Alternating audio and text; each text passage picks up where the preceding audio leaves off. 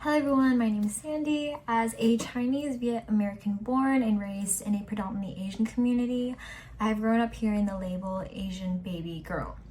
To me, it meant East and Southeast Asian women dressed up in a rebellious girl appearance with, think, dyed hair, tattoos, piercings, body makeup, someone who vapes, goes to raves, and is boba tea obsessed. But this aesthetic didn't just arise out of thin air. It's now fabricated into the storylines of all Asian Americans. It's clear that people have been dismissing its history. Asian baby girl, or most referred to as its acronym ABG, actually originates as Asian baby gangster, a subculture formed by the rising gangs of Chinese Americans in NYC in the 1980s. Stella Kim from Eastside Online explains it in her article titled The Rise of the ABG in Asian American Identity, stating the term ABG referred to Asian American women in gang culture and represented an outlet in which Asian American youth tried to build their own identity among American culture. Combined with the model minority myth, the Lotus Blossom stereotype traps Asian American women in an identity of passiveness.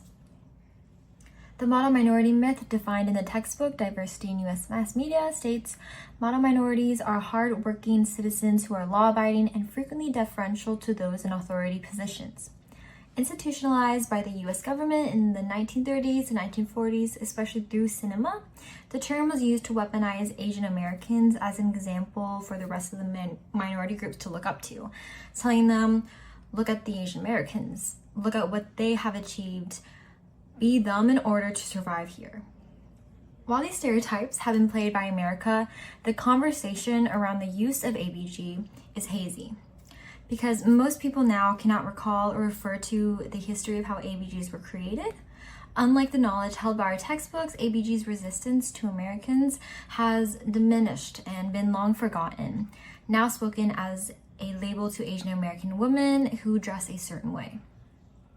This label also carries a very hurtful connotation that ABGs are dumb, that they don't know how to act and are extremely dense.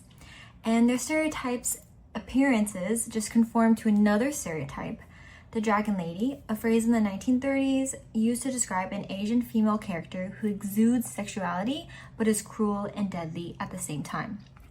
So, when it comes to fighting back stereotypes within the Asian American community, it seems we stuck ourselves in a loop.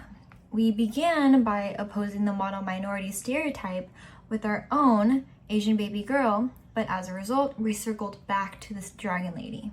Like a gear that is constantly rotating, what is it that pulls the final break for these stereotypes?